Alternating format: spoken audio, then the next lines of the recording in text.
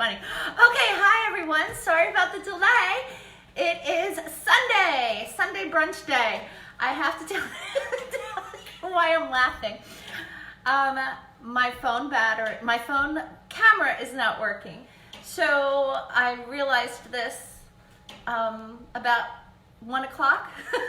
So Tom set up the iPad and I tried it out and the video worked, but the sound didn't. So after about 5 minutes of pre-taping something so I could see if it worked, it didn't work. Now we went to his phone, and when I pressed on the button, I had all these emojis on me, a runner's thing, a witch's hat. Okay, so happy Sunday. It's Sunday brunch time. I don't even know if I'm live because it's Tom's phone, so if I'm live, somebody say something. I will look and see if I'm okay. Yes. Okay, so I am hopefully coming live now. Let's see. I don't know. All right. Well, hopefully this is coming to y'all live. If not, I'll tape it and then you can watch it. Not tape it, but then I'll press watch. I just don't know because it's his phone and it's his Facebook if it's not coming up on that. So anyway, let's get started. We are going to do mimosas for brunch today. All right, so to start, we are going to choose a champagne. Now, let me backtrack. We're not going to choose a champagne. We are going to go with a Prosecco or a Cava. Here we have a La Marca sparkling wine. And here we have a Brut Cuvée Tradition. It is from France. I think it's I don't know if it's a Sam's Club or where I got this from. But there's a couple different ways you can go. You can have the, let's start at the top, the bottom. The sparkling wine would be from any region, anywhere in the world. It is, whatchamacallit, any wine with bubbles. That's a sparkling wine. So for a mimosa, I would probably choose something from like California or Washington or Oregon. Do something American, and that would be your first choice. Your next choice would be a Prosecco, and that comes from the Veneto region of Italy, north of Venice. It can come from other places, but yeah, 95% of Proseccos will come from Veneto, and they will be labeled, I think, DOC. No, not 95%. That's the Cava. So then let's move on to the next one up, which would be closest to champagne, is a Cava. Cavas are only made in Spain from the Catalonia region, and they are the most like champagne because they are made in the Champagne, the Méthode champagne. I don't even know how to say it, but they make it just like champagne. It's just not from Champagne. And then we go with the creme de la creme. We go with champagne, which is strictly made in the Champagne region of France, and it's only made there. I believe champagne is made with 3 types of grapes, Pinot Noir being one of them. I believe Cava is made from 3 types of grapes, but I don't know which ones. And then you go to Prosecco, and I believe that's 1 type.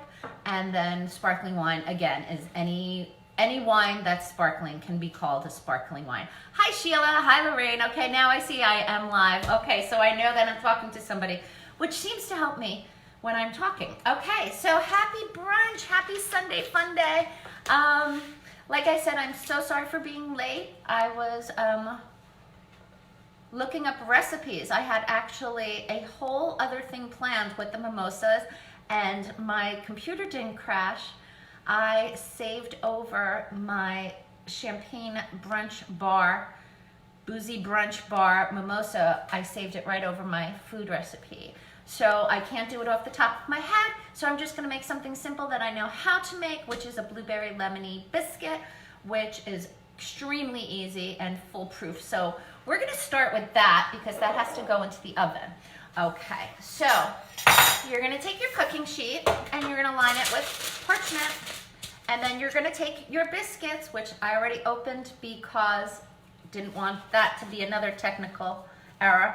I worked so hard to not be frazzled today because Robin always says, my sister, you always say you're frazzled. Well, I am always frazzled, and now working on the computer since 10, setting this up, I literally ran upstairs at 1:15 and threw something on, and now I'm down here with all of you. So here's your biscuit can. Break it open. We know how to pop it open with the back of the spoon, and then we're gonna cut them in half, okay? So the recipe that I'm going to tell you on the phone, the show, is for a half a recipe, and the recipe that I will post online is for a full can and a full recipe. I just do half because it's so late. Basically everybody here, I think but Matt, already ate for the day. So we're gonna line our biscuits like that, and then we are going to take blueberries. Very simple. So for this, if you were doing 4 biscuits, you would take a half a cup of blueberries, and you would just put, I don't know if you can see them, if they're rolling around, just push them down a little bit. Oh yeah, you can see that. I can't see it because the comments are going by, so I will just push them down like that. Why don't we do, if you have to measure, 6 blueberries per biscuit. And then you just take the other half that you cut off and you put it on top. Now, I'm sure you can do this for any fruit, but the blueberry and lemon combination works great. Okay, so now all we're gonna do is pop them in a preheated oven for 15 to 20 minutes, so let's get that started. I've got my oven on.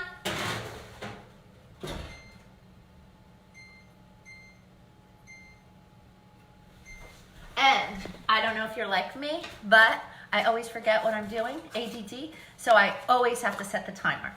Okay, so while that's happening, let's move on. All right, I'll finish the recipe, so we'll do that. All right, now, normally you do a half a cup. I'm doing a 1/4 cup of sugar. Oh, I'm sorry. Normally you would do a cup of the powdered sugar, confectioner's sugar in technical terms. So you take a half a cup of the, now he's getting his work emails on the top. Okay, so a half a cup for a half a recipe of powdered sugar. And then you are gonna take the juice of half a lemon. And you all know I like my figamajig. We still don't have a name for it. There probably isn't a name, just a lemon squeezer. And squeeze lemon juice directly into that. Okay. Now, technically that would be just 2 tablespoons of lemon juice. So if you squeeze half a small lemon, it will probably come out to about a tablespoon. Okay, so a half cup of powdered sugar and a tablespoon of the fresh lemon juice. Use the concentrate stuff if you don't have a fresh lemon. And then take a lemon and a zester and zest some lemon peel in there. Good morning, Matt. I'm doing my show. I'm late. Oh, you're late. It's early. I'm late. Yeah. So about a teaspoon of this and a tablespoon of the fresh lemon juice. It is very pungent. So even though it looks like a little, trust me, to get all that lemony flavor, you only need a teaspoon of the zest and a tablespoon of the juice. And then you mix it for literally 2 seconds. And it comes nice and creamy. See that? Okay, so let's set this aside when our biscuits are done. I told you this was easy. That's it. That's your entire recipe as far as I know. I just do it off the cuff, so I don't usually measure, but I wanted to measure for you. Okay, next we're gonna go to champagne. We started with that already, so let's review again because now I'm confused. Go away, Matt. We have our sparkling wines at the bottom. You have, next up would be Prosecco. Next, best choice, I think, for a Mimosa Cava, and then you have champagne. I don't know if I talked about that already. Hi, Lorraine. Yes, Sheila was in Spain in the fall, and she drank drank lots of it when she was there. Yes, I love Cava too. I'm only now, I was drinking Prosecco a lot in the fall when we went to Italy, and now I'm on to Cavas because I found out over the holidays when I was doing some research for champagne that the Cava is fermented in the bottle. The second fermentation occurs in the bottle. And all of that means to us, if you want to Google it, you can find out more. But what that means to us is the second fermentation for Cava in the bottle will make the bubbles last twice as long. So when you're serving, when you pop it, and let's say your first guest comes at 12 and your second guest doesn't come till 1 and your third guest is having technical difficulties, then it will still be bubbly, even if you left it open. So let's talk about that. So to make a mimosa, you always want to keep it chilled. So if you were just having one bottle for you, yourself, or for you and someone else that you're quarantined with, you would just keep it in an ice one bottle chiller. I love this. I use it a lot for summertime. You can bring it on the porch, you can bring it downstairs, you can bring it anywhere. And when you serve it for parties, you could do a singular bottle of wine, and you could do it, you know, that big bottle that everybody likes. Sometimes when you're serving more than 10 or 20 guests, you get the bigger bottle of wine. It fits both. If I was doing, even if I was just doing, let's just go back and say we're just doing it for 1 or 2 people, you would take your champagne on one side and your juice on the other. And then you have a party for 2 or 4. 2 or 4. Okay, the next way you can serve it is obviously, I'm not even going to bring it, but if you're having 10, 20 guests, put all your bottles out, put them on ice. Again, chilled champagne is the best champagne for mimosas. Alrighty, so let's keep going. That's 3 ways of serving it. Now, when you're making a mimosa, preferably you want a mimosa glass. And if you want to be cute and dip it in a little lemon juice with some lemon peel or orange zest, you know, zest your orange, you can dip it, and that would be really cute. I personally don't, because mimosas kind of go quick, and if people don't like their topping, they're going to constantly, hi Robin, hi Angela, constantly be switching glasses. So I wouldn't go with the rimmed glass for this unless you want to make it super uber cute. So you would do, now this bottle is already open, and I don't know if it's fresh, so if we don't get a lot of bubbles, we don't get a lot of bubbles. All right, so I like half champagne and 1/4 of juice. Let's make a traditional champagne. Now this is just if it was you in the kitchen, how I am alone, or if it was just you and your daughter or your husband or your friend, you would just pour that orange, plop something in it. Let's say this one's gonna be a blackberry, and there's your mimosa, ching ching. I love a mimosa. It's actually my choice over a bloody. I love a mimosa for brunch, but let's keep going and let's pretend that we're having a party. We're having a boozy brunch bunch over. So you would take your champagne, you would get, you know, there's a train of thought. Either get the same so that if you run out, you know, people can just, everyone drinks the same kind. Or if you want to be fancy and you don't mind half bottles being left over, not with my friends, but not with Robin, not with Christine, but not with the Bayonne girls. When we did brunch, there was not a bottle to be had left untapped. But you can mix it up. You can get a Cava, you can get a Prosecco, you can get, I mean, what I do like for Prosecco over the Cava, because I do get the rosy Prosecco, and that makes a beautiful Mother's Day brunch. Hint, hint, Jane, if you're listening. Get a bottle of rosé Prosecco, serve it with strawberries, boom, you're done.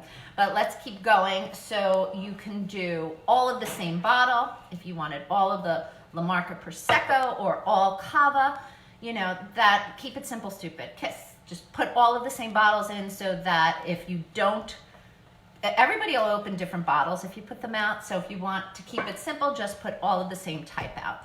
If you're going very fancy and it was a very special like Easter brunch and you wanted to treat yourself and get a nicer bottle, you certainly could get a nice $20, $25 bottle of champagne, even higher if you want the Vive veuve or however you say it. I can't even today. So, but I don't believe the champagne is worth it when you're mixing it with juice and fruit and blah, blah, blah.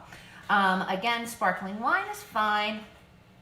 Prosecco's good, but Cava would be your best bet. It will have whatever the bubbles are rated. It will have the most bubbles. When your guests, you know, are pouring themselves, set it up. You could do this beforehand. Set it up on a tray.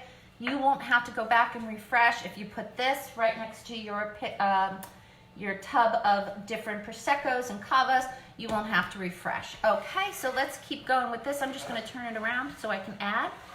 Now, for fruit, there's options I like when you're serving one or two or three or four people. Of course, you could just do regular orange juice and have it traditional and put it in a pretty pitcher. I poured it from the carton because it's just me, but put it in a pretty pitcher.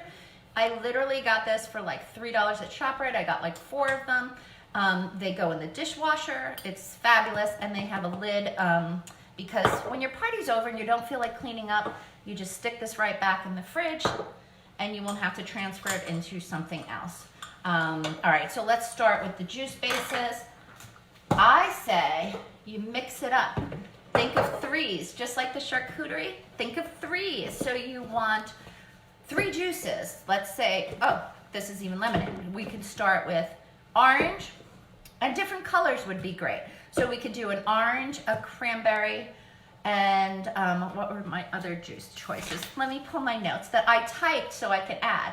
Okay, so we can do an orange, a cranberry. You can do, if you want to puree this, I would puree it half and half with water, so a half a cup of mango, and if you don't have it in the can, by Goya or whoever makes it, take your mango and puree it in either with an immersion blender, you know, the handheld, or the little magic bullet, and puree it with, to start half a cup of mango with a 1/4 cup of water, and add more if you need it. Same thing with peach. If you don't have the Jumex or the Goya, I'm trying to think of the brands I use of the cans of the nectar. Take real peaches, take 1 peach and start with a 1/4 cup of water and blend it down till you have a nice thick puree. If you were going to serve the purees,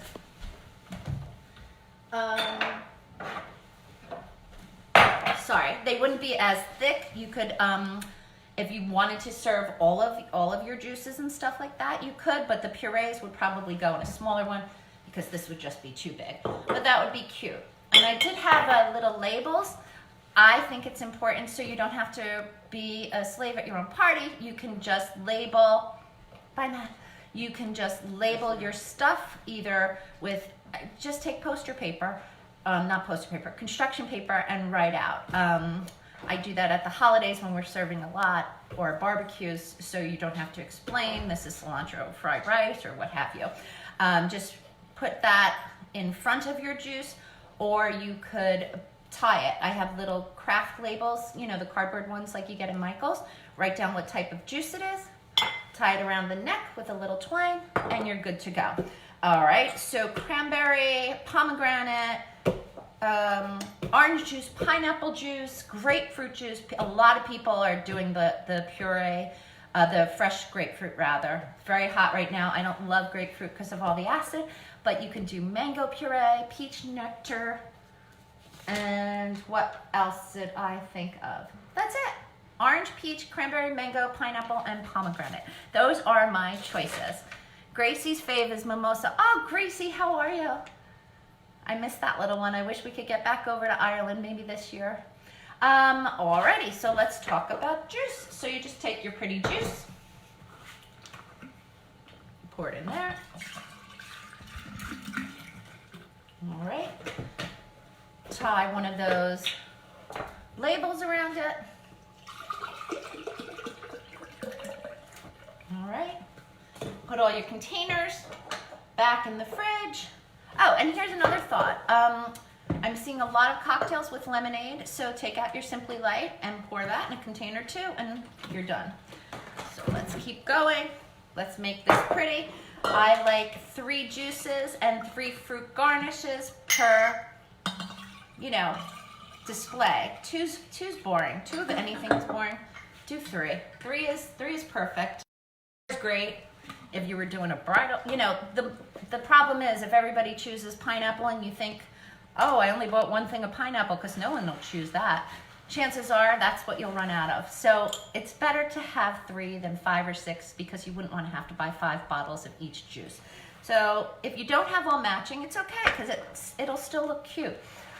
All right, now we're gonna keep going and I'm gonna stop babbling as much. We're gonna keep, oh, blood orange, sorry. You could always cut a blood orange and juice half of it and put out little slices for the rest. Next, we're gonna talk about our fruit garnishes, okay? So let's start with cranberry. I think I mashed these up for you. You're going to take, let's just do this. Let's show you. You can take 3 or 4 of the same, of any type of serving pieces you want. Today I went with these bowls, these color coordinated bowls, because my tray is actually like a melamine. So when I use one type, I like another. If I was using a huge white serving tray, I would probably use my white bowls. You could also use the silver for this. That would probably even be better. So let me do that. We're gonna take a cut up mango and we're gonna put that out. And I would put the mango in front of the mango puree or the the pomegranate. We're gonna take blackberries, drain off the juice, just take some blackberries on here. And what did I think the blackberries went well with? The peach nectar with the blackberries would be great. And then we're gonna take our blueberries and put them out. Oh, now see, I used these and I really didn't want to because it doesn't fit on my, I had a reason and I changed course and I shouldn't do that because I do plan things for a reason sometimes. All right. And I took little cuties, little mandarins and put them out, okay? And then last but not least, let's transfer the blueberries back in. All right. Now, for ease of carrying, if you were going outside with this, you could keep everything on your tray. But once you get there, just put your, I can't see if you can say, I would first keep the glasses around the edge. All right. So you'd have your juices in the back, and then you'd have your cutie little fruit things. And of course, what do I always say? Get yourself some small serving utensils. Today is perfect for them. All right, your blueberries, and mix it up. Of course, we just don't have any. Strawberries is the quintessential fruit for a mimosa, a traditional mimosa. But who wants to be traditional? You want to get boozy, brunched, and make your friends happy. So there you have it. This would be really great for next Sunday to cheer everybody up. I know a lot of people's plans are canceled, and I don't know, it would make me happy if I woke up and had this to look forward to. All right. So again, I will put that online. I did type it all out for you guys. The orange with the strawberries, the peach with the blackberries, cranberry with blueberries, mango with raspberries, pineapple juice with kiwi slices. I thought that would be a cute color and flavor combination, all tropical. And pomegranate with pomegranate seeds. You can get them in big containers from Sam's Club. My problem with the pomegranate seeds is they're I don't know, they're kind of too small for mimosa. They would get stuck. At least when this is finished, you can tip it back and have your blackberry. All right, so let's move over our mimosas. All right, now I can't even see who's here. Who's here? Hi, Nicole. All righty. Janet Cotter. Hi, Janet from Bayonne. All right, so here we go. I'm going to take those blueberries out of the oven. Let me lay down a towel so I don't burn myself. Oh, okay, look at that. 15 minutes in the oven. Absolutely perfect. I will, just gonna plop them right on. They're not too hot to the touch. I'm gonna plop them right on a serving piece so that I can get rid of my baking dish. All right, and then we come back here, cute, and take your lemon juice, lemon zest, and powdered sugar. And I absolutely know that I had my brush out, my handy dandy brush out, and I can't find it now. Okay, well, too bad. All right, so you just simply then, if you don't have a brush, take some drizzle and glaze the top of them. You could let them cool for 5 minutes. Your glaze probably wouldn't run as much. That would probably be a better idea. Alrighty.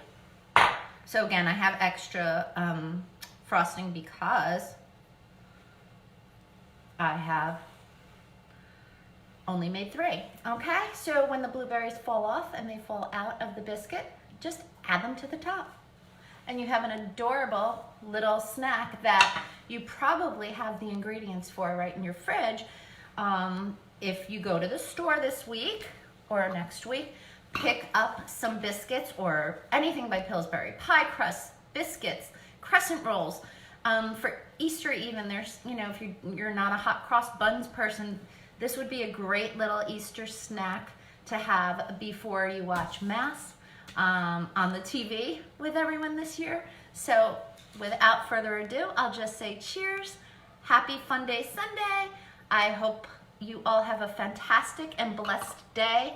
And happy Passover, I believe, starts Wednesday. So in case I don't do another until Wednesday, I'd just like to say, oh, look at that. The frosting worked beautifully. I thought it was going to keep running, but it didn't. So that's wonderful. So enjoy yourself. Cheers, and we'll see you another time. Thanks. Bye.